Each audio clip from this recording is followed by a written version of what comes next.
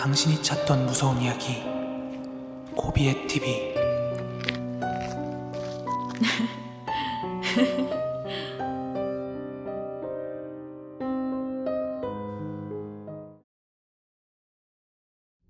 제가 전에 괴담 속으로 컨텐츠 촬영 갔던 장소 중에 부산의 문현동 무덤마을이라고 하는 곳이 있어요. 이 무덤마을이 원래 정식 명칭은 아니고요, 그 동네 특징 자체가 동네 길거리에 또 마당 앞에 뭐 여기저기 무덤이 있는 마을이라 그냥 편하게 무덤마을이라고 부른 건데, 실제로는 안동네 또는 돌산마을이라고 불렀다고 합니다. 그 동네가 제가 촬영을 갈 당시만 해도 재개발 이야기가 나오고 있었거든요. 지금은 어떤지 모르겠습니다. 아무튼 그곳은 원래 무덤가였는데 6.25 전쟁 이후에 갈 곳 없는 피난민들이 북에서 남으로 엄청나게 밀려 들어왔고, 한 자료에 의하면 그 당시에 부산의 인구가 거의 2배 가까이 늘었다고 하더라고요. 사람이 그렇게 밀려드는데 충분하게 살 공간이 없잖아요. 그래서 무덤가 근처로 집을 짓고 살면서 조성된 마을이 여기 무덤마을이고, 그래서 길가에도 집 마당에도 여기저기 무덤이 공존하는 그런 마을이었죠. 지역조사에 따르면 확인된 봉분만 80여 개가 넘었다고 해요. 그렇게 무덤이 많다 보니까 간간히 귀신 목격담도 들리고 실제로 한 방송사에서 취재를 나가기도 했던 동네입니다. 그런데 최근에 이 마을 근처에 실제로 사시던 분이 댓글을 하나 남기셨는데, 그 이야기를 짧게나마 한번 이야기해 볼게요. 이 구독자분께서는 2000년대 초반까지 바로 그 무덤마을 아랫동네에 사셨다고 하시는데, 그 당시에 이 마을 위쪽으로 있던 산도 온통 묘지였다고 합니다. 그러던 어느 여름날의 장마철이었대요. 장마철이다 보니까 당시 비가 워낙 많이 내렸고, 그런 탓에 지반이 약해진 거예요. 그래서 그 위쪽으로 있던 산에서 산사태가 발생했는데, 그때 수많은 시신들의 유골과 관들이 그 마을까지 다 쓸려 내려왔다고 합니다. 그래서 완전히 난리가 났대요. 실제로 그 산사태 이후에 묘지들이 많이 이장되기도 했고, 주인 없는 묘도 정리가 어느 정도 되었다고 하는데, 하지만 이미 재개발로 사람들이 다 떠난 뒤에도 꽤나 많은 묘지와 그 흔적들을 직접 눈으로 확인할 수 있었죠. 지금은 근처로 도로도 생기고 사람도 많이 다녀가지고 전과 달리 음산함이 없다고 하시는데, 그렇다면 그 이전에는 얼마나 음산했다는 건지 저는 감도 잘 안 옵니다. 제가 갔을 때까지만 해도 이미 너무 음산했었거든요. 그리고 그 마을 촬영 중에 한 건물 앞에 한국 도사견 투견등록본부 이렇게 쓰여진 명패가 걸려 있었는데요. 당시 이곳 어딘가에서 벌어진 그런 사건 같은데, 투견 한 마리가 아이를 물어 크게 다쳤나 봐요.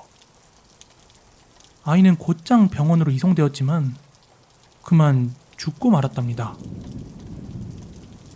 이에 그 아이의 아버지가 경찰관들, 그 조사관들이 보는 앞에서 아이를 물었던 개를 칼로 난도질해서 막 죽였던 사건도 있었다고 합니다.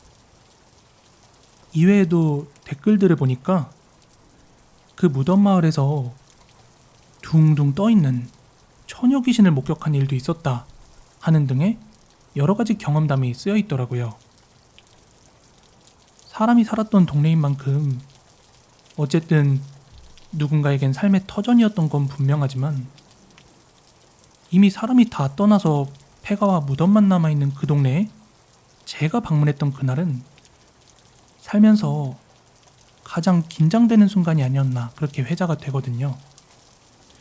아무튼 오늘 준비한 이야기는 아쉽지만 여기까지고요. 저는 내일 더 무서운 이야기로 찾아오도록 하겠습니다. 이 이야기는 2013년도에 제가 실제로 경험한 이야기입니다. 당시 저는 전기 설비 일을 하고 있었고 직급이 높지 않아서 지방에 있는 여러 현장들에 직접 출장 가는 일이 많았습니다. 그래도 당시에는 배워서 꼭 내 일을 차리겠다는 일념으로 나름대로 열심히 일을 했습니다. 지금 생각하면 좀 게을렀어도 크게 지장이 없었을 것 같았는데요. 계절은 겨울이었고 그날은 지방에 있는 현장에서 일을 보고 서울로 돌아오고 있을 때였습니다.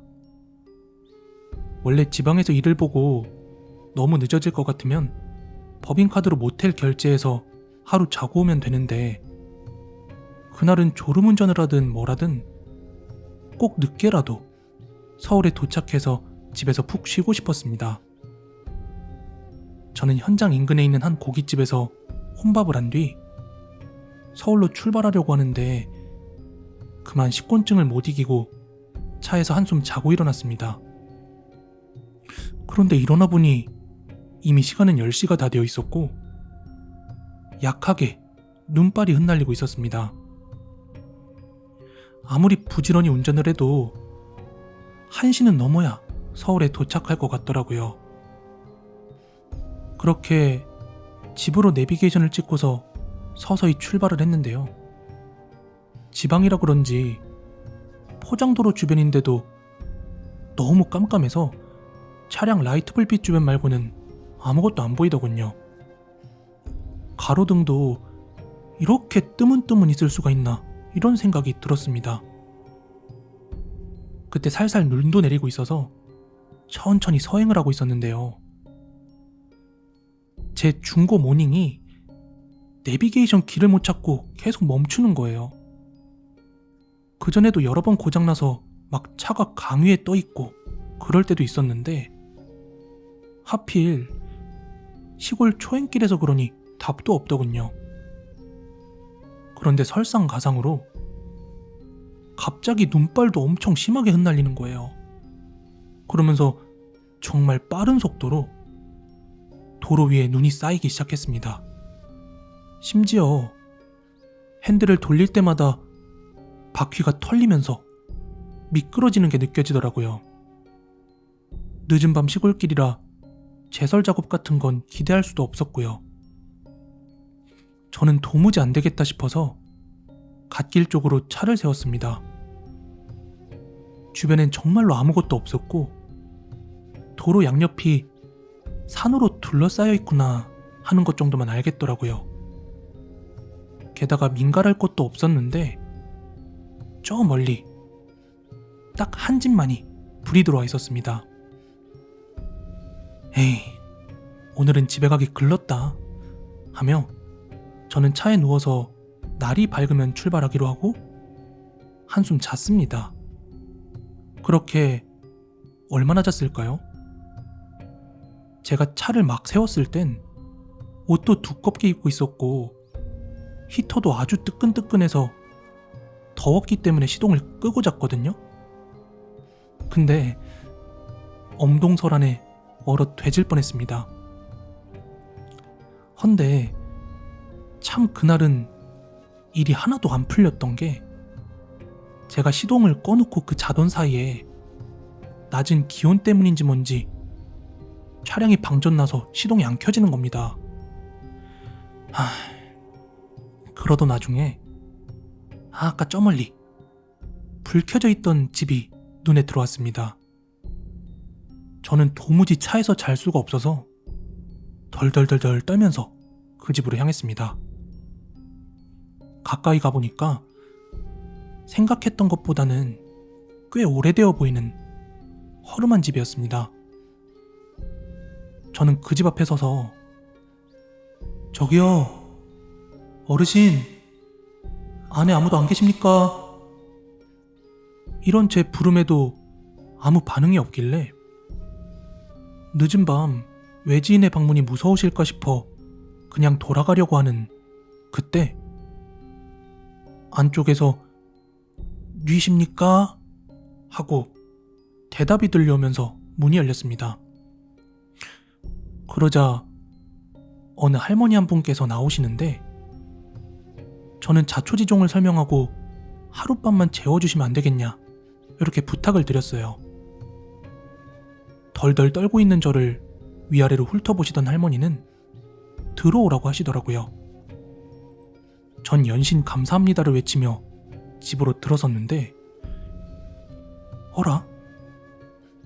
보통 그런 추운 곳에 있다가 집에 들어가면 훈기가 느껴져야 되잖아요.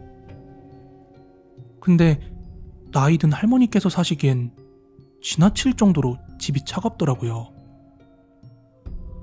할머니께서는 저 방이 우리 영감이 쓰던 방인데 이불이랑 베개 있으니까 그거 덮고 자면 된다 이렇게 말씀하셨어요. 그런데 방이 너무 차더라고요. 하지만 밤늦게 신세 지는 주제에 할머니 안 춥냐고 이렇게 여쭤보는 것 자체가 보일러키라고 눈치 주는 것 같아서 저는 덮고 잘 이불이라도 있는 걸 감사하게 생각하고 인사드린 뒤에 일단 그 방에 들어가서 이불을 덮고 누웠습니다. 한참을 자고 제가 눈을 떴을 땐 이미 해가 떠 있었고 핸드폰을 확인해보니 직장 상사분들에게도 부재중 연락이 잔뜩 찍혀 있었습니다. 저는 불이 나게 이제 다시 서울로 출발하려고 할머니를 찾는데 할머니는 어디 가신 건지 전혀 보이지가 않더라고요. 전 일단 부랴부랴 제 차 쪽으로 향했습니다. 도로에는 제설 차량이 지나갔는지 그 도로 쪽으로는 눈이 다 쓸려 있었습니다. 그리고 어제는 분명히 방전이 돼서 시동이 걸리지 않던 제 차가 한 방에 시동이 걸리더라고요. 그리하여 저는 서울로 올라오면서 상사들과 어제 업무건에 대해서 보고도 하고 막 그렇게 정신없이 운전을 했습니다. 그런데 집에 도착해서 제가 차에서 내리는데 자동차 시트 커버에 검은색 때가 잔뜩 묻어 있는 거예요. 뭐지? 하고 이렇게 막 손으로 털어냈는데 이게 번지면 번졌지 쉽게 털리지가 않아서 일단 자고 생각하자 하고 집으로 올라왔는데 옷을 갈아입는데 제 옷과 바지 뒤쪽에 이게 매연인지 수검댕이인지 검은색 때가 잔뜩 껴있더군요. 그래서 할머니네 그 집 바닥이 엄청 더러웠었나 보구나 하고 생각을 했어요. 이후 시간이 흘러 한 달 반쯤 지나서 다시 한번 지난번이랑 같은 거래처에 방문을 하게 될 일이 생겼습니다. 이번 방문은 테스트하는 업무라 일이 정말 일찍 끝났고 저는 문득 저번에 신세를 졌던 그 할머니네 집이 생각이 나서 읍내에서 먹을 것을 좀 사가지고 그 집 방향으로 기억을 더듬어 운전을 해서 향했습니다. 그런데 제가 그 할머니 댁 근처에 도착을 했을 땐 도무지 믿을 수 없는 장면이 펼쳐졌습니다. 그 집에 불이 났던 건지 뭔지 집이 잔뜩 그을려 있고 지붕도 거의 다 가라앉아 있는 겁니다. 설마 그 한 달 반 사이에 불이 나서 할머니에게 무슨 일이 생긴 건 아니겠지? 하는 걱정이 앞섰습니다. 그런데 그 바로 주변으로는 이웃집들이 있는 게 아니라서 차를 몰고 한 1km 정도를 더 나갔어요. 그러자 그 동네 주민으로 보이는 어르신 세 분이 이렇게 나란히 걷고 계시길래 저는 차를 세우고 잠시 여쭈었습니다. 어르신들, 저 뭐 좀 여쭤봐도 될까요? 아니 뭔데 그려? 저 위쪽에 검게 그을려 있는 집 혹시 아세요? 아, 저 짝에 있는 그 집 말하는 거구먼. 알다 마다. 근데 무슨 일인가? 아니, 제가요, 불과 한 달 전에 저 집에 신세를 진 게 있거든요? 그래서 다시 한번 찾아왔는데 집이 다 불타 있는 거예요. 혹시 거기 계시던 할머니는 괜찮은가 싶어서 여쭤보려고요. 그러자 옆에 있던 다른 할머니 한 분이 불쑥 끼어들어서 저한테 하시는 말씀이, 아이고, 젊은 총각이 귀신에 홀렸나 보구먼. 도대체 뭔 소리라는겨? 그리고 이어서 하시는 말씀에 저는 할 말을 잃고 말았습니다. 총각, 저 집 불난 게 벌써 3년도 넘은 일인데 무슨 소리야? 이게 무슨 소리지? 그럼 내가 다른 집이랑 착각이라도 했다는 건가? 저는 도저히 믿겨지지가 않아서 다시 차를 돌려 그날처럼 그 집 앞으로 걸어갔습니다. 그런데 들어가는 길목이며 비록 지붕이 다 까졌지만 제가 봤던 그 집의 모습이 분명했고 틀림없이 그날 밤 제가 머물렀던 그 집인 겁니다. 하지만 그 어르신분들 말대로 아주 오랜 기간 방치된 듯 보였죠. 저는 조용히 차로 돌아가서 제가 사왔던 먹을거리를 그 집 앞에 놔두고는 조용히 목례 후 다시 서울로 돌아왔습니다. 귀신이 꼭 나쁜 귀신만 있는 건 아닌 것 같군요. 때는 2016년 10월의 어느 새벽, 경주에서 출발하여 대략 45분 거리인 집으로 돌아오던 길이었습니다. 포항으로 넘어오는 새벽의 7번 국도는 가로등 불빛 하나 없이 아주 깜깜합니다. 왼쪽으론 너른 평야가, 오른쪽으로는 산들이 쭉 이어져 있는 한적한 국도의 전형이라고 생각하면 되겠습니다. 저는 오가는 차량 한 대 없는 도로의 1차선 위에서 노래를 흥얼거리며 차를 몰고 있었습니다. 그런데 어느 순간 멀리 상향등 불빛이 도달하는 곳 끄트머리에서부터 사람의 형체가 보이더니 어떤 긴 머리의 여인이 좌우로 몸을 흔들며 가드레일을 따라 걸어오고 있는 장면을 목격하게 되었습니다.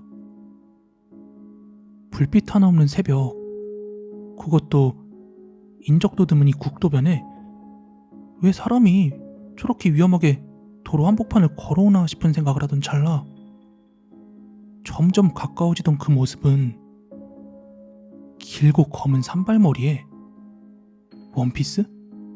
혹은 소복을 입은 기괴한 모습으로 제 차를 지나쳐갔습니다. 대충 생각해봐도 좋기 180은 돼 보이는 그 모습에 길고 지저분한 긴 머리가 온통 얼굴을 가리고 있었습니다.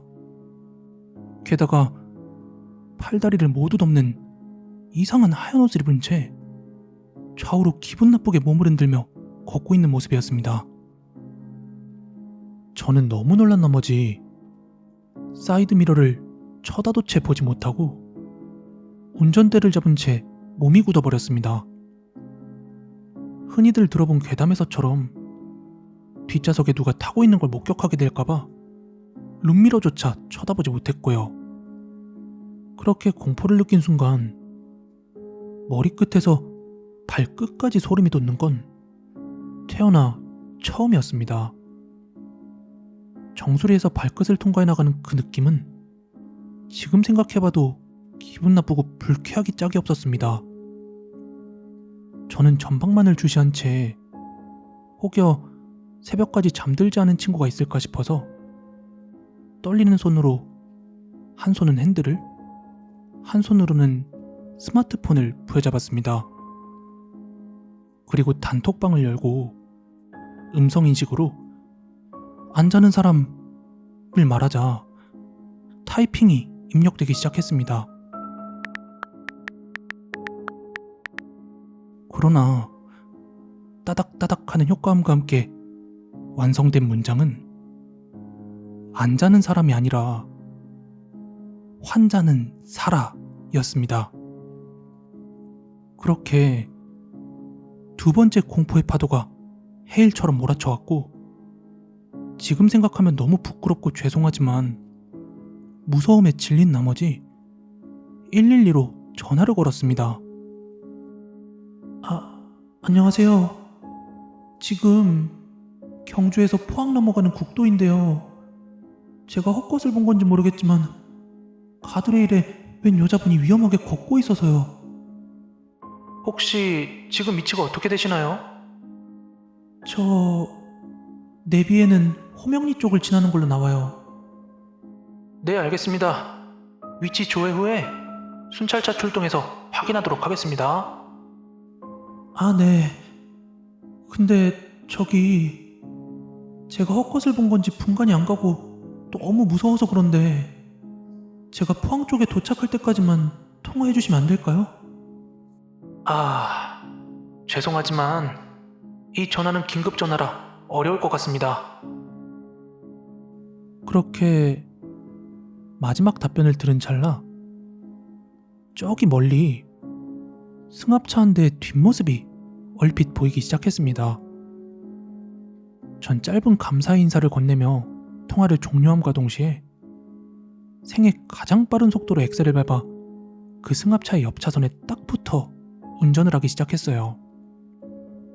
그 승합차에는 중년의 아저씨가 트로트를 크게 틀어놓고 천천히 주행하고 있었기 때문에 비로소 저는 무서움을 덜고 크게 한숨을 쉰 뒤에 정신을 차릴 수 있었습니다.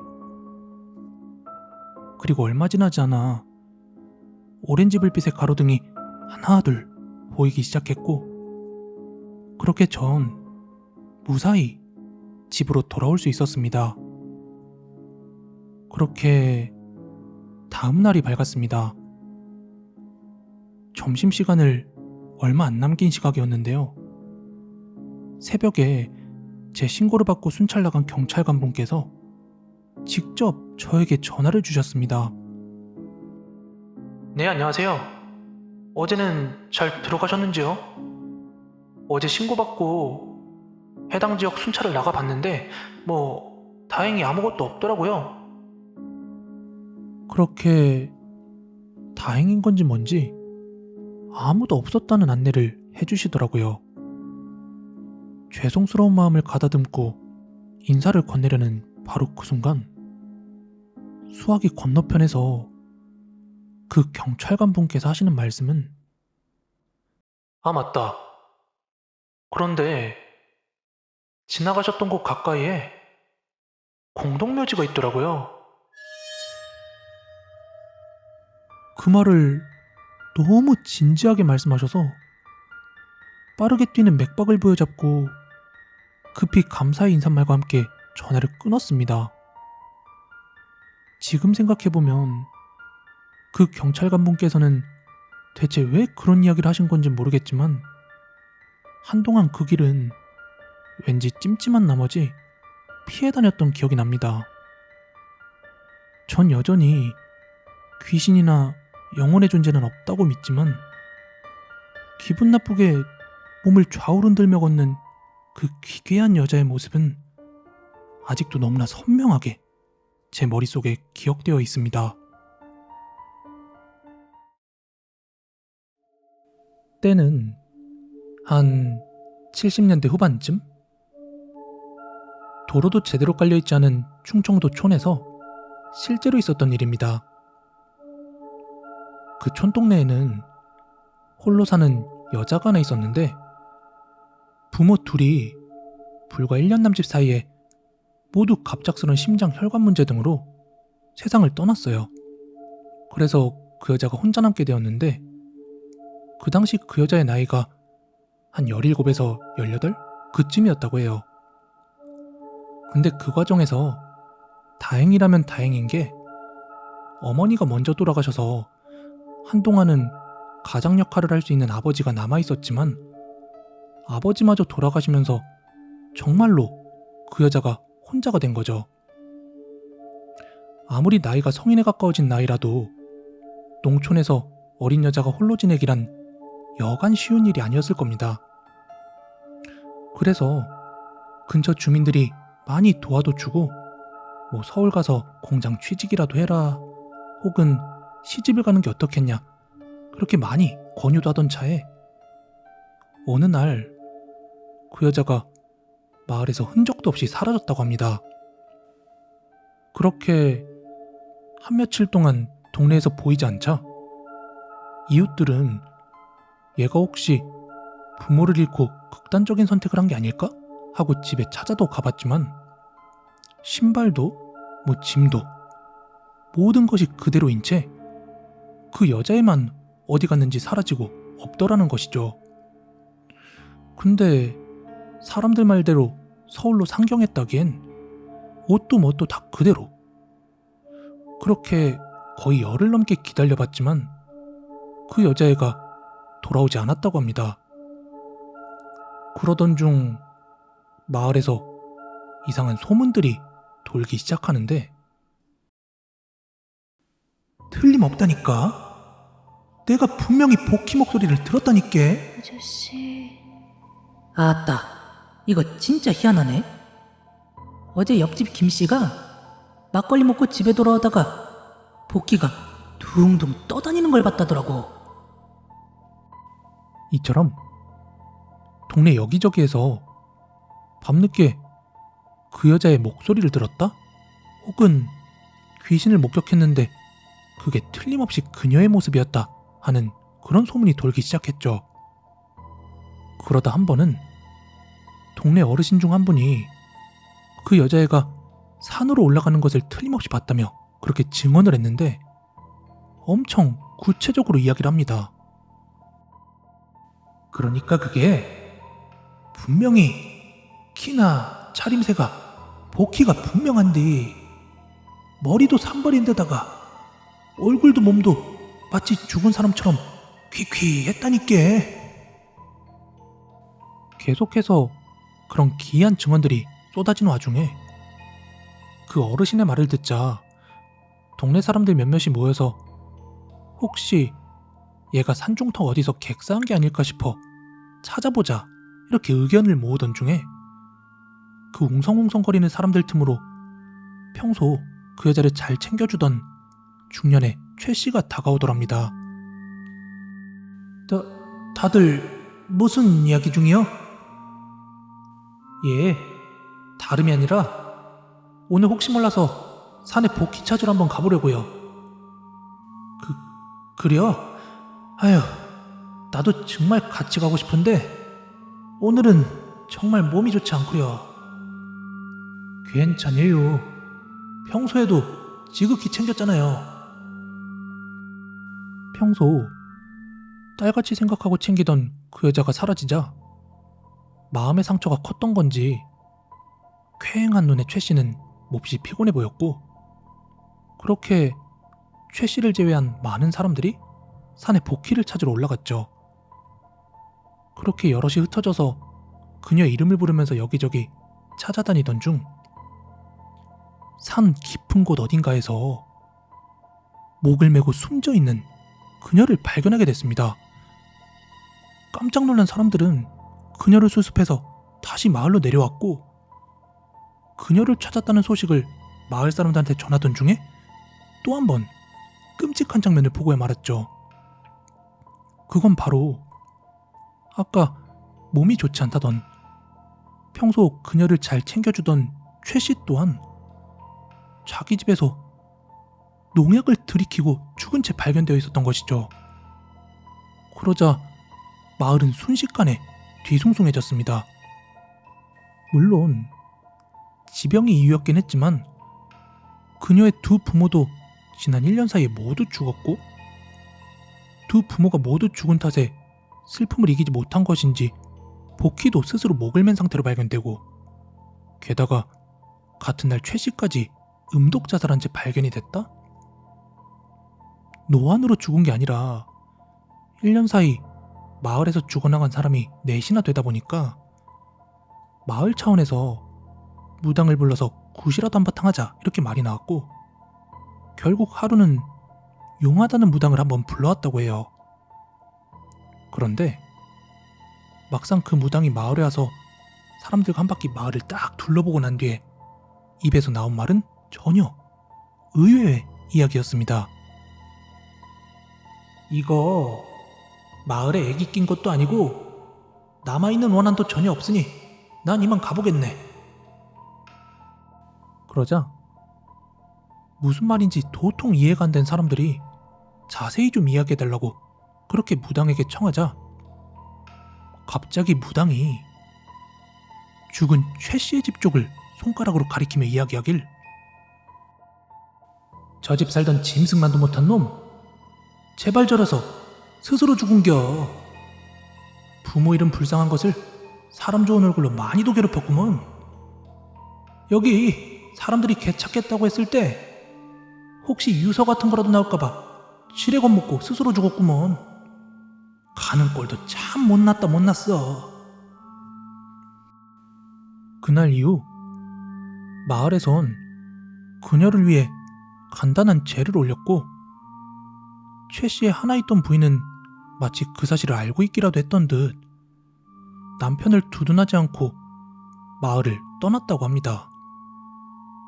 그리고 신기하게도 그날 이후 그녀의 혼을 목격하거나 목소리를 듣는 일은 두 번 다시 없었다고 합니다. 옛날에 부산 사상구에 오래 살았던 어르신들은 전부 아는 폐가인데, 여기에 온갖 귀신들이 무더기로 모여 있어서 음기가 굉장히 강한 곳이었다고 합니다. 그 집의 구조는 디귿자 모양으로 다 부서져가는 초가집이었고, 그 중앙에는 동네 사람들 10대 명이 둘러앉아도 충분할 정도로 엄청나게 커다란 나무 테이블이 놓여 있었대요. 그리고 그 나무 테이블 위로 고장난 라디오 하나가 올려져 있었다고 합니다. 그리고 이 집의 철문이 새파란 페인트로 칠해져 있어서 파란 철문집으로 알려진 폐가였다고 합니다.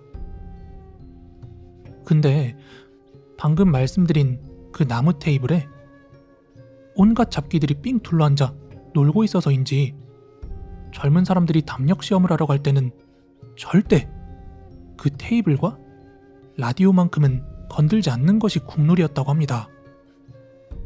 그러다 한 번은 저 라디오를 건드려서 크게 화를 당한 뻔한 사람이 있었는데, 그게 지금 우리 동네 수학학원 선생님이었죠. 선생님의 당시 경험으로는 처음 들어갈 때는 을씨년스러운 분위기에 압도되기는 개뿔, 철문이 잠겨 있으니까 바로 담 넘어서 들어가서는 한 바퀴 쭉 둘러본 뒤에 나오는 김에 라디오를 한번 가볍게 터치하고 나오려고 했대요. 그래서 당시 같이 들어온 친구 한 명과 왼쪽부터 천천히 쭉 후레쉬를 비춰서 돌아보고 나오면서 이제 그 테이블 위에 올라가서 라디오를 이렇게 들춰보고 만져보고 했대요. 그리고 다시 돌아와서 담을 넘으려고 하는 그때 같이 들어온 친구가 갑자기 담 앞에서 죄송합니다. 이렇게 갑자기 연신 사과를 하면서 자기 무릎을 땅에다가 쿵쿵 찍어대기 시작했다는 거예요. 선생님께서는 야 갑자기 왜 이래 미친 새끼야 물으면서 정신 차려 하고 어깨를 붙잡고 흔들었는데, 그때 친구의 표정이 마치 완전히 공포에 질려버린 사람처럼 심지어 선생님을 바라보면서도 죄송합니다 하고 외치고 있었고, 그때 선생님의 등 뒤에서는 갑자기 사람들이 수군거리는 소리가 들렸다고 합니다. 그래서 뒤를 휙 하고 돌아봤더니 분명히 그 폐가에 들어올 땐 아무도 없었는데 수십 명의 사람들이 나무 테이블 위에 똑바로 서서 자신들을 쳐다보고 있었다고 합니다. 그걸 보자마자 바로 친구를 담 위로 밀어 올려버리고 자기도 담을 넘어서 던져놨던 친구를 들쳐본 채 그 길로 미친 듯이 도망쳤고 근처 찻집으로 뛰어들어가서 냉수 한 잔만 달라고 해서 식은땀을 흘리면서 마시고 있었대요. 그러자 그 찻집 주인 아주머니가 하시는 말씀이 설마 총각들도 저 파란 집 들어갔다 나왔어? 하면서 마치 이 풍경이 굉장히 익숙하단 듯 그렇게 물어보셨다고 합니다. 귀신이 들러붙어서 막 무당집에 가고 그런 건 없었지만 선생님은 그 일이 있은 뒤로 절대로 그 집 근처로는 얼씬도 안 했다고 합니다. 저희 어머니가 동네 마당발이어서 여기저기 돌아다니면서 아주머니들한테 들은 이야기래요. 일단 우리 동네가 좀 시골 같은 곳입니다. 산도 있고 호수도 있고 뭐 그런 동네. 그러다 어느 겨울이었는데요. 어느 날부터 우리 동네방네에 치매 걸린 할머니가 집을 나갔다고 사람을 찾습니다 전단지에 현수막까지 걸어두고 아주 난리였습니다. 그러다가 이 실종된 할머니가 봄이나 돼서야 발견이 되었는데 우리 동네에 작은 빌라 옥상 물탱크에서 나왔어요. 물탱크 뚜껑은 반만 닫혀 있었고 할머니는 아직 겨울옷을 입고 있었다고 합니다. 근데 알고 보니까 그 자식들이 그 치매 어머니의 재산을 노리고 싸우다가 그냥 죽인 다음에 나눠 갖자 하고 어머니를 살해한 거라고 합니다. 그렇게 엄마를 죽인 다음에 돈을 나눠 가지고 엄마를 실종 처리했다고 해요. 근데 그때가 한겨울이다 보니까 산에 흙은 다 얼어있지? 호수나 물가도 다 이렇게 꽝꽝 얼어있고 그래서 시체 처리를 하지 못하니까 집에서 조금 떨어진 곳 물탱크에 몰래 갖다 넣어놨고 겨울엔 그나마 괜찮았는데 봄이 돼서 따뜻해지니까 시체가 부패하기 시작하면서 그 빌라 사람들이 수돗물에서 이상한 냄새가 난다고 해서 옥상에 올라가 봤다가 발견이 된 거예요. 참고로 저희 집에서 학교까지는 전철로 20분 거리에 있었는데 엄마에게 들은 이야기를 전 학교 친구들한테 이걸 다 들려줬어요. 그러자 친구들 하는 말이 어? 진짜? 그 현수막 우리 동네에도 붙어 있었는데? 그거 우리 동네에서도 본 적 있는데? 너네 동네가 아니라 우리 동네에서 실종됐다고 적혀 있었어. 제가 그 이야기를 들려주자 친구들은 뭐 서로 자기가 사는 동네에서도 그 현수막 많이 봤다 이렇게 말하더라고요. 그러면서 A 동네에 사는 친구는 아니다 그 할머니 A 동네에서 실종됐다 하더라. 또 B 동네에 사는 친구는 아니다 우리 동네 B 동네에서 사라졌다 하더라. 이렇게 서로 이야기가 다른 거예요. 근데 이제 나중에 알고 보니까 그냥 특정 동네라고만 적어두면 뭐 수사 범위가 좁아지니까 그냥 그 근방에 있는 모든 동네에 저희 엄마가 여기서 없어졌어요 하면서 되게 영악하게 현수막을 걸었던 것 같더라고요. 아무튼 사람이 정말 더 무서운 것 같습니다. 그리고 엄마는 저한테 이 이야기를 해주시면서 에휴 그나저나 그 빌라에 살던 사람들은 무슨 죄야. 그 수돗물로 겨울에 김장도 담궜을 텐데 이렇게 말을 하시는 거예요. 그 순간 등골에 소름이 쫙 돋더라고요. 진짜로 그 빌라 사람들은 시체가 부패되고 있는 물인 줄도 모르고 그거 끓여서 커피도 타먹고 김장도 하고 그랬을 거 아니에요. 상상만 해도 끔찍합니다.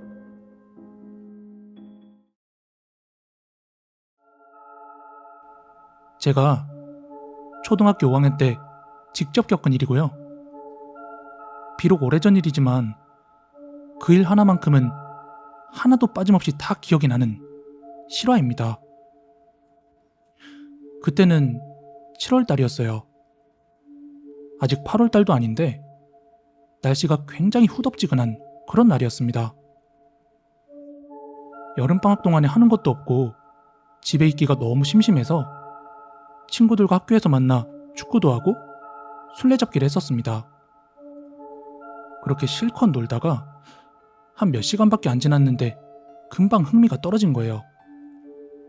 그래서 저는 그냥 집으로 돌아가려고 하던 찰나에 친구 중 하나가 얘들아, 저기 학교 앞에 있는 산에 가서 다 같이 좀 놀다 가자 이러는 거예요.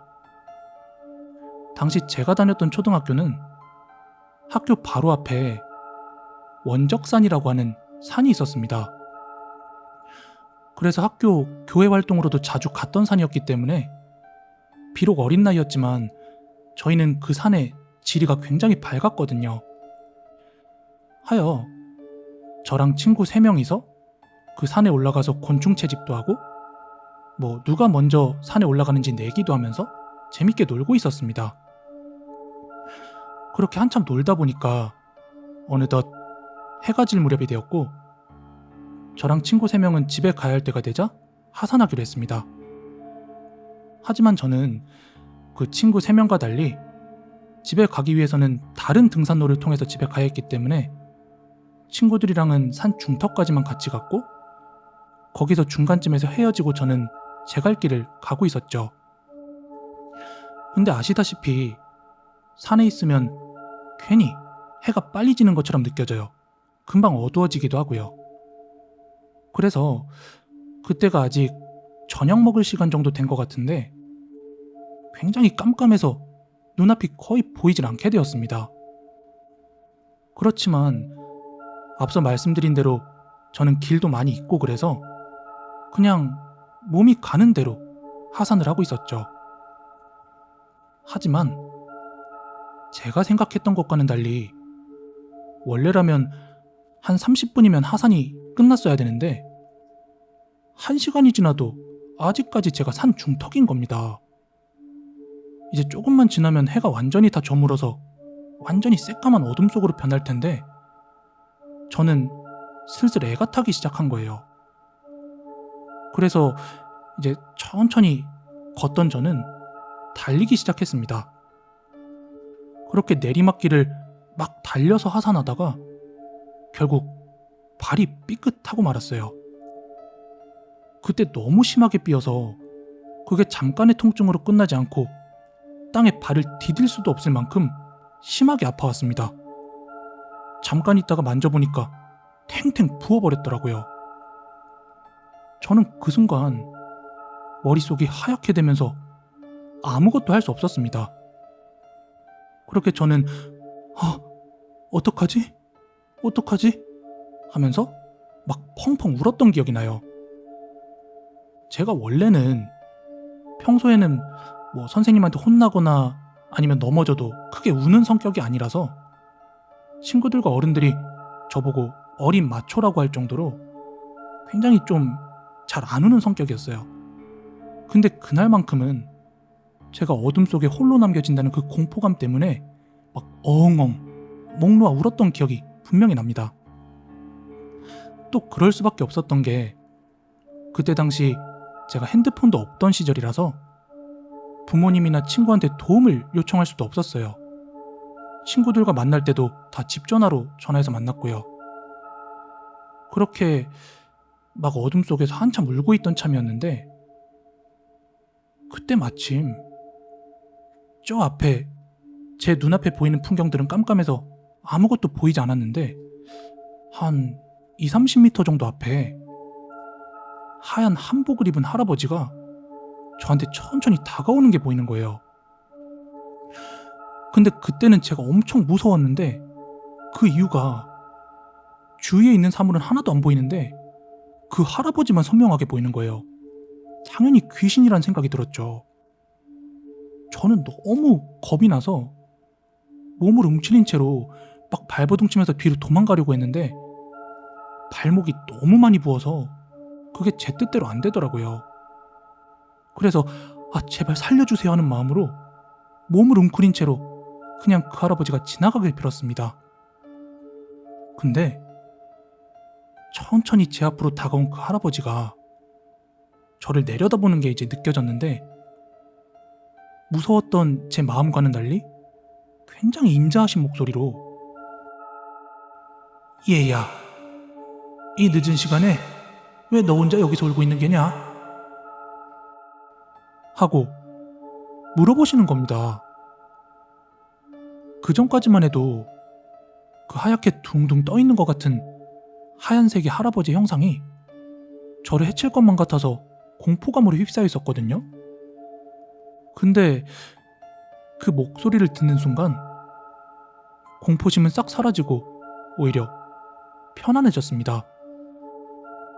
그래서 천천히 고개를 들어 그 할아버지를 바라보는데 굉장히 선한 얼굴로 미소를 짓고 제 앞에 서 계시는 거예요. 그래서 마음이 놓인 저는 제가 왜 이러고 있는지 그 자초지종을 설명드렸고 할아버지는 천천히 몸을 낮추면서 저한테 어필하고 하는 겁니다. 그래서 저는 죽다 살았다 하면서 감사하다고 말하곤 그 등에 엎였습니다. 그리고 제가 그 할아버지의 등에 올라타는 순간 말로 형용할 수 없는 그 포근함과 따뜻함에 그만 긴장이 풀려서 잠이 들었어요. 그러고 제가 눈을 뜬 순간 저는 병원 침상 위에 있더라고요. 제가 눈을 뜨자마자 바로 눈앞엔 부모님이 계셨고 제가 눈을 뜨니 이제 부모님께서 울면서 막 저를 껴안고 계시더라고요. 그래서 제가 이게 어떻게 된 일인지 자초지종을 물어보니까 제가 친구들과 놀겠다고 나간 날 그 이후로 이틀 만에 눈을 뜬 거래요. 그리고 제가 여기 있게 된 경위는 어떤 중년 부부가 야간에 등산하려고 하다가 등산로 입구에 제가 쓰러져 있는 걸 보고 바로 119에 전화하셔서 제가 병원으로 옮겨진 거고요. 그런데 나중에 알게 된 더 신기한 사실은 제가 그날 친구들이랑 놀러가서 늦게까지 집에 안 들어오니까 어머니께서는 단단히 화가 나 있는 상태였다고 합니다. 그래서 제가 집에 들어오면 아주 크게 야단을 치려고 거실에서 기다리고 계셨다는데 그러는 순간 어머니께서 깜빡 그만 소파 위에서 잠이 들었다고 해요. 그리고 그때 엄마가 꿈을 하나 꿨는데 그 꿈에 대해서 이야기하시길 하얀 한복을 입으신 굉장히 인상이 선하신 할아버지께서 나오셨는데 그 할아버지가 저를 업고 있더라는 겁니다. 그래서 엄마는 낯선 사람이 자기 자식을 안고 있으니까 할아버지한테 뭐 하시는 거냐고 따지려고 다가가서 말을 걸었대요. 그랬더니 이제 할아버지가 먼저 입을 여시더니 아이가 발이 삐어서 내가 이렇게 업고 왔소. 부디 잘 살펴봐 주시오. 이런 말씀을 하셨고 그렇게 말이 끝나는 순간 어머니는 잠에서 깨셨다고 합니다. 잠깐의 꿈인 것 같았는데 시계를 보니까 이미 시간이 많이 흐른 뒤였고 그 꿈이 너무나 신경 쓰여서 자주 놀던 그 친구들 집으로 다 전화를 걸어본 모양이에요. 그런데 친구들은 다 집에 잘 들어와 있다고 하니까 엄마는 그 꿈이 더욱더 신경 쓰인 거예요.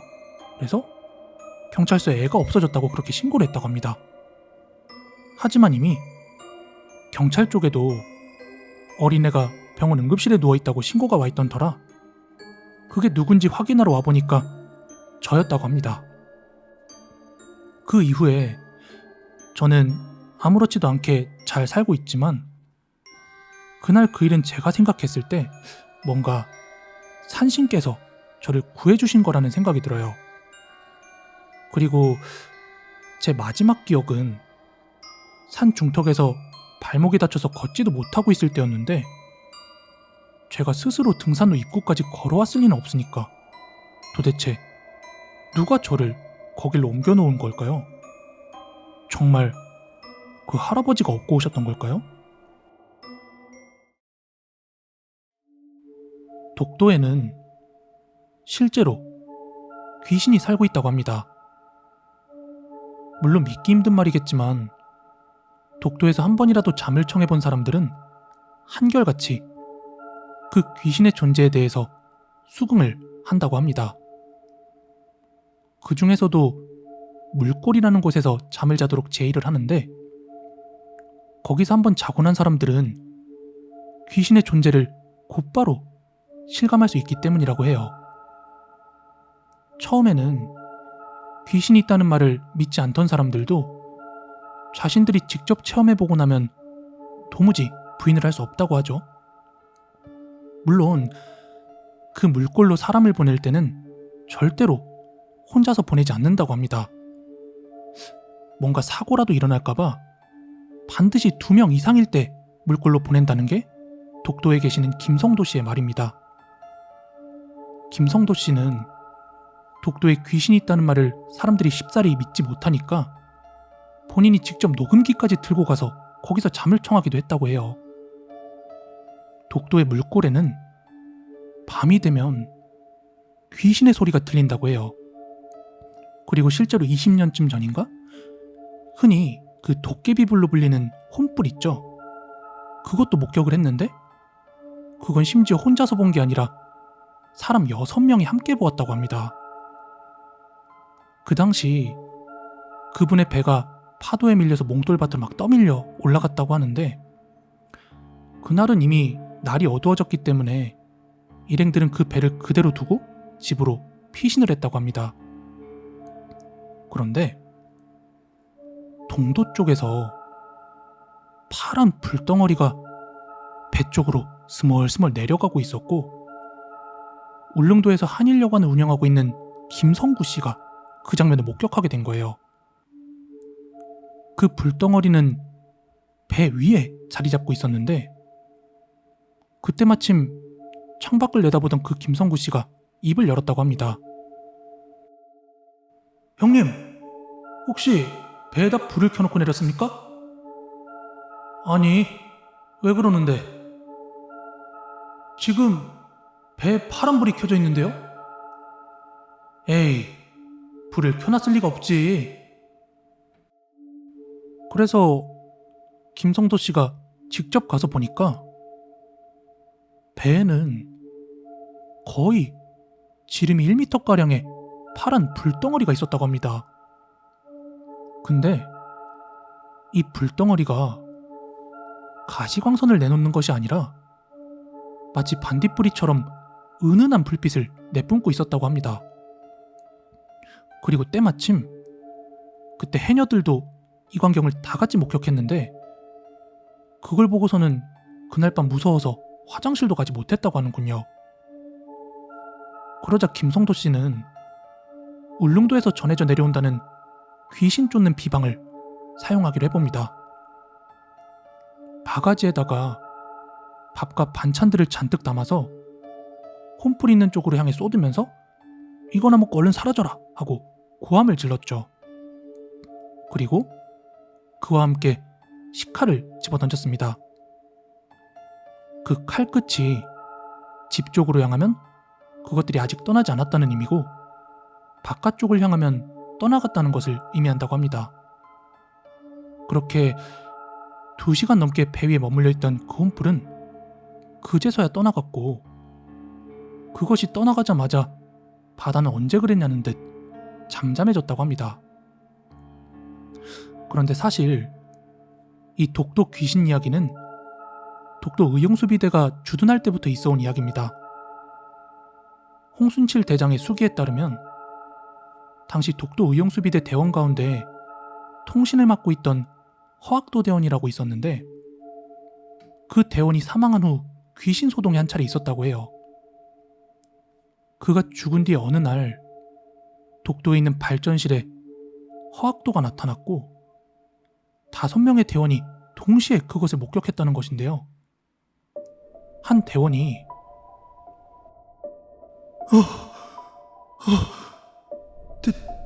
대장님, 죽은 허학도가 나타났습니다. 허학도가 발전실 입구에서 머리에 피를 흘리면서 자기 옷을 내놓으라고 합니다. 이러며 다급하게 보고를 했다고 합니다. 이에 홍 대장은 부관과 3명의 대원을 급히 보내서 상황 보고할 것을 명령했어요. 그리고 그때 대원들을 보낼 때는 평소에 담이 큰 대원들만 골라서 보냈다고 하는데 얼마 뒤 이들 모두 식은땀을 흘리며 돌아와서는 대장님, 조금 전에 보고 들어온 내용이 거짓이 아닙니다 하고 보고하더라는 것이죠. 그 죽은 허학도라는 사람이 나타나서 자기 옷을 가져다 줄 것을 그렇게 애원하고 있었다고 합니다. 이에 홍 대장은 허리에 권총을 차고 곧바로 그 현장으로 달려갔다고 합니다.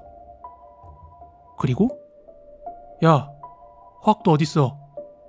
당장 나와서 이 대장에게 할 말 있으면 한번 해봐, 이렇게 얘기를 했는데 한참 동안 아무런 대답도 없었다고 합니다. 그러자 홍 대장은 이 5명의 대원들에게 야, 너네들 장난치지 말고 빨리 가서 발전기나 돌려 하고 명령을 했죠. 그러나 이들은 곧바로 다시 돌아와서 홍 대장에게 하소연을 했습니다. 대장님, 고집 피우지 맙시다. 조금 전에 허학도가 하는 말이 방금 대장님이 왔다 갔는데 대장이 너무 무섭고 겁이 나서 얘기를 할 수가 없었답니다. 부디 우리 동지들이 잊지 말고 울릉도 보급 창고에 있는 자기 옷을 가져다 줄 것을 계속 애원하고 있단 말입니다. 과연 독도의 귀신 소동은 사실일까요? 아니면 외딴 섬생활에 지친 사람들에게 보인 헛것일까요? 어쨌든 우리 땅 어디든 사람이 사는 곳이면 늘상 귀신 이야기가 있어왔고 독도 역시 사람이 사는 곳이라 귀신 이야기가 있는 것은 당연한 게 아닐까 싶습니다. 참고로 오늘 들려드린 모든 이야기는 실제로 언론사에 실렸던 독도에 계신 분들의 실제 인터뷰 내용입니다. 지금부터 제가 들려드릴 이야기가 사실 제가 주변에 이야기를 해도 사람들이 잘 쉽게 믿지를 못해요. 그냥 뭐 너가 조금 오버해서 생각한 거 아니냐, 너가 확대 해석한 거 아니냐, 이런 식으로 보통 반응이 돌아오는 이야기인데 분명히 말씀드리지만 제가 직접 겪은 실화이고 아직까지도 기억에 생생한 이야기예요. 2014년도쯤이고요. 그 당시 제가 분당에 살고 있었고 서울의 역삼동까지 출퇴근을 하고 있었어요. 그러던 와중에 제가 이직을 고민하고 있던 타이밍이었거든요. 해서 다른 회사에다가 이력서도 넣고 막 여기저기 빨빨거리면서 면접도 보러 다니던 중이었어요. 그러던 중에 수원에 있는 어느 오래된 회사, 뭐 규모가 큰 회사는 아니었는데 나름대로 뭐 연봉 조건도 괜찮고 복지도 괜찮은 회사로 이직할 기회가 생겼어요.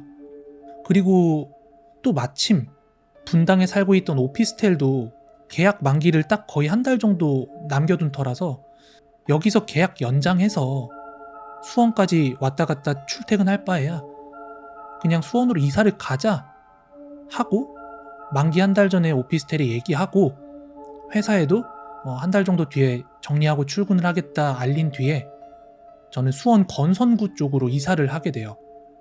당시 제가 이사를 갔던 집이 옵션이 다 딸려있는 원룸이나 오피스텔 이런 건 아니었고요. 옵션이 하나도 없는데 에어컨만 달려있는 집이었고 이제 막 수리가 끝난 건물 자체는 연식이 좀 있는데 리모델링을 해가지고 깨끗한 빌라로 월세로 들어가게 됐어요. 그 집은 2층이었고 베란다 쪽은 이제 거실로 뚫려 있었는데 이제 안방, 침실에 있는 창문은 맞은편 건물이랑 이렇게 마주보고 있었어요. 그래서 창문을 열고 밖을 보면은 그 맞은편 건물에 살고 있는 세대의 창문이 보였거든요. 그렇게 건물 사이의 거리가 가까웠어도 제가 크게 개의치 않았던 점은 저는 어차피 제가 잠을 자거나 할 때 빛이 조금이라도 들어오면 잘 잠을 못 자요. 그래서 제가 그 집을 보러 갔을 때부터 그래 여기 안방에다가는 암막 커튼 설치하면 되겠다라고 생각을 하고 있었어요. 그렇게 그 집으로 이제 이사를 하던 날 미리 알아봤던 그 블라인드 설치 업체에다가 연락을 해서 이사 당일날 시공을 받고 새 집, 새 직장에서의 생활이 이제 순조롭게 수원에서의 생활이 시작이 됐어요. 근데 여기 자취하시는 분들은 다 공감하실 거고 자취를 하지 않더라도 아파트나 오피스텔 사는 이런 분위기에서는 다들 공감하실 테지만 주변에 그렇게 많은 건물이 있고 사람들이 다닥다닥 붙어 살고 있는데도 주변에 누가 살고 저기에 누가 살고 이런 거 잘 모르잖아요. 죄다 바쁘게 뭐 1집 1집 이렇게 반복만 하니까. 그나마도 저는 뭐 흡연조차도 안 하다 보니까 건물 밖에 나갈 일이 거의 없는 거예요. 회사 가거나 친구 만날 때 아니면 마트 갈 때 아니면 항상 집콕이다 보니까 주변에 누가 사는지 그런 거 알 수가 없었죠. 거기가 제 고향 동네도 아니고. 그리고 그렇게 수원에서 새롭게 이사한 집에서 거의 2년 가까이 살면서야 알게 된 사실은 저희 안방에서 바로 건너편 집 창문 보인다 그랬잖아요. 근데 거의 2년이나 지나서 알게 된 사실인데 그 집에 한 30대 정도로 보이는 30대 초반 정도로 보이는 여자가 하나 살고 있다는 것밖에 모르고 있었어요. 어떻게 알게 됐냐면은 한번 이제 주말에 대청소하면서 집에 먼지 뺀다고 거실부터 온 창문을 다 열어놓고 청소를 할 때였는데 그날 우연찮게 그 집도 창문이 열려 있어가지고 그 집 여자가 창문 열고 있는 걸 봤거든요.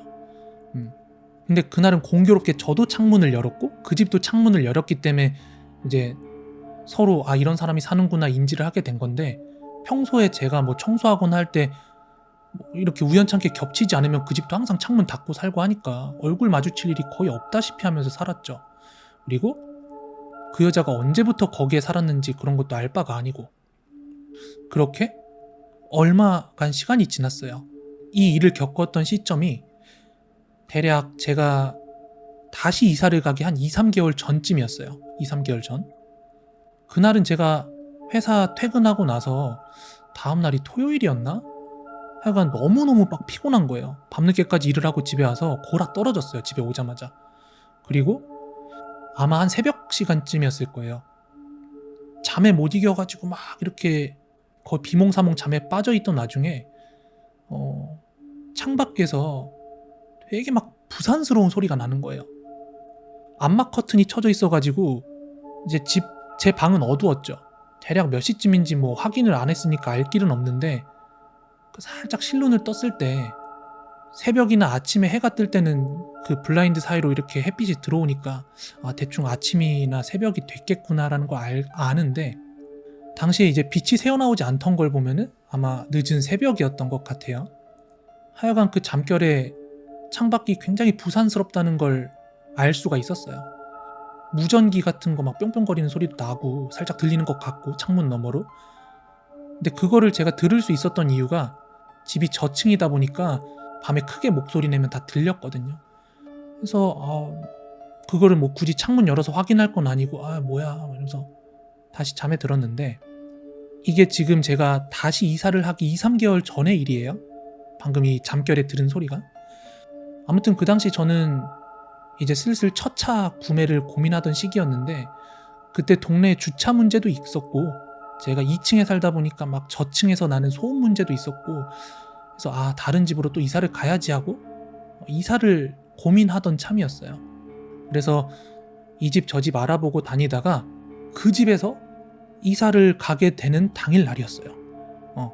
지금부터가 이제 본격적인 이야기인데 아직까지도 그 이사하는 날의 그 충격을 잊을 수가 없어요. 들어보세요. 시작하면서 말씀드렸다시피 그 집에 에어컨 말고는 옵션이 없었어요. 가구 같은 것도 많이 안 늘리고 그냥 미니멀하게 살았기 때문에 제가 이사하는 당일날 포장이사나 이사업체를 부른 게 아니라 그냥 동네 용달이사 있잖아요. 그냥 포터트럭 끌고 와서 짐 실어준 아저씨. 그 아저씨를 불러가지고 이제 하나하나 박스에 쌓았던 짐을 1층으로 내리고 있었어요. 그러다가 이제 이삿짐 나르고 하면 먼지 날리고 하니까 거실 창문도 그렇고 제 안방 창문도 그렇고 다 이렇게 창문이란 창문은 다 열어놨었거든요. 그리고 딱 이사를 하면서 생각해보니까 아 맞다. 내 안방 창문에 달려있는 저 블라인드랑 거실에 설치한 저 커튼도 다 가져가야 되는데 하는 생각이 들어서 이제 거실에 있던 커튼 봉도 다 떼고 그 다음에 안방에 있는 창문에 매달려가지고 그 블라인드 설치했던 나사 있잖아요. 그 위에 나사를 이렇게 풀고 있었어요. 그런데 그 안방 창문 건너집에 거기도 창문을 활짝 열어놨더라고요. 그날 공교롭게. 근데 그 창문 너머로 남자가 보여요. 남자가. 근데 순간 들었던 생각은 예전에 여자가 살았었는데 라는 생각을 했었죠. 그래서 누가 새롭게 이사 왔나? 뭐 이런 생각을 하고 있었던 참이었는데 너무 이상한 장면을 목격을 했어요. 그때. 그게 뭐였냐면은 머리카락에 가려가지고 잘 보이진 않았는데 남자 등에 목덜미에 어떤 여자가 이렇게 딱 매달려서 엎혀 있는 거예요. 근데 제가 막 이렇게 뚫어져라 계속 그걸 바라보고 있었던 건 아니었지만도 짧은 순간이었지만 이게 되게 이상하다고 느꼈던 게 뭐였냐면은 보통 사람을 누가 의도적으로 업었다고 하면은 이렇게 사람이 다리를 받치거나 엉덩이를 이렇게 뒤로 해서 손을 받칠 거 아니에요. 근데 그 남자가 그 여자를 이렇게 떠받치고 있는 느낌이 아니라 막 이 걷는 손이라든지 팔이랑 목을 움직이는 게 마치 좀 아무리 가벼운 사람을 업어도 좀 둔해질 거 아니에요. 근데 그런 무게를 지고 있다기엔 너무 자유롭게 몸을 움직이고 있으니까 좀 약간 그 이질적인 생각이 든 거예요. 그래서 그 사람을 쳐다보고 있다가 눈이 마주쳤어요. 그 사람이랑 건너편에 있는 사람이랑. 근데 남자분들은 이제 눈 오래 마주치고 있으면 싸움 붙잖아요. 그래서 괜히 이제 눈싸움하고 있는 것 같은 느낌 들까봐 제가 먼저 눈을 피했죠. 하지만 방금 봤던 그 장면이 너무 이질적이었기 때문에 계속 이렇게 블라인드도 떼고 작업하면서 이렇게 실끔실끔 그쪽을 봤는데 그 남자가 방을 왔다 갔다 하는 와중에도 여전히 그 여자가 엎혀 있었어요. 아니 매달려 있었지. 매달려 있었어요. 그러다가 그분은 이제 창문을 닫았고 저 역시 이제 분주하게 이사를 하고 있던 터라서 블라인드를 다 떼고 나서 다시 1층 가서 짐들이랑 포터트럭에 실었어요. 용달차에 갖다 실었죠. 그리고 이사 갈 집을 계약해 놓은 게 오피스텔이라서 아저씨 보조석에 제가 타가지고 아저씨가 운전을 해서 그 오피스텔로 이동을 하게 되는데 이제 그 전에는 짐을 쌀 때는 이제 서로 바쁘니까는 막 분주하게 짐을 싸가지고 아무 얘기를 잘 못하고 있다가 이제 오피스텔로 이동하면서 아저씨랑 얘기를 하게 됐어요. 이런저런 이야기를 하게 됐는데 아저씨가 먼저 이야기를 꺼내는 거예요. 저한테 뭐라 그랬냐면은 본인 살고 있는 그 건너집 이야기 아냐고 저한테 물어보길래 저 이 동네 사람 아니라서 아무것도 몰라요. 저 원래 저기 분당 살고 있었고 본가도 서울이다. 이렇게 얘기를 했거든요. 아무것도 모른다고 얘기했는데 아저씨가 뭐라 그랬는 줄 알아요? 저한테? 예상이 돼요? 이제 지금부터 아저씨가 했던 말 그대로 옮겨볼게요. 그 이사 나가는 마당이니까 내 편하게 얘기하는데 그 이사 가길 잘했어. 석 달 전에 본인 살던 집 그 건너편 그 집 살던 여자 목매가지고 죽었어. 이렇게 얘기를 하는 거예요. 그래서 제가 네? 진짜요? 어떻게 알아요? 여기 맞아요? 막 이렇게 되물었어요. 일단 아저씨가 슬슬슬슬 그 스토리를 읊는 거예요. 그 스토리가 뭐였냐면은 원래 요즘에는 막 청년 고독사나 이런 게 말이 많잖아요. 그래서 누가 죽고 나면은 되게 오랫동안 있다가 시신을 발견하고 막 그렇게 되는데 그 집 살던 여자가 가족한테 문자로 유언 남기고 바로 목을 맨 거예요. 그래서 이제 그 여자의 가족들은 멀리 사니까 그 문자 받자마자 막 경찰에 신고를 해가지고 그 석 달 전에 경찰들이 먼저 와가지고 막 소방차랑 문 따가지고 그 여자를 수습을 했던 거예요. 죽자마자. 그래가지고 제가 그 아저씨한테 물었죠. 아저씨는 이걸 어떻게 아셨냐고. 그랬더니 내가 이 동네 용달 한두 번 왔다 갔다 하냐면서. 건물주들도 대충 아는 사람들이 많고 여기저기 한두 건물을 하는 게 아니기 때문에 들리는 소문들 다 있고 소식이 나는 안다. 그러면서 조금 전에 집 나르면서 창문 열려 있는 거 보니까 그 사이에 벌써 저기 세입자 들어왔네 이러면서 저 사람은 그거 모르는 게 약일 거라고 저한테 그러는 거예요. 알면서 들어오진 않았을 것 같다고. 그러면서 저한테는 이제 나가는 마당이라 혹시 알고 있는 줄 알았다면서 그렇게 얘기를 오늘 뗐대요. 아니 그러면은 조금 전에 내가 짐을 나르면서 봤던 게 저게 그냥 두 사람이 들어와서 살면서 남자친구가 여자친구를 업어준 그림인 건지 아니면 내가 지금 생각하는 것처럼 아저씨한테 들은 이야기와 뭔가 연관이 있는 걸까? 이런 생각이 드는 거예요. 근데 제 생각은 아직 그 죽은 여자의 원혼이 거기 머물고 있는데 거기에 지금 같이 생활하고 있는 게 아닐까 그런 생각이 들었죠. 그래서 제가 주변에 이삿날 나 이런 소식을 들었다 하면서 주변에 이야기를 했는데 사람들이 생각보다 잘 안 믿더라고요. 니 잘못 본 거 아니야? 저는 제가 절대 뭐 오인을 했거나 착각했다고 생각을 안 하거든요.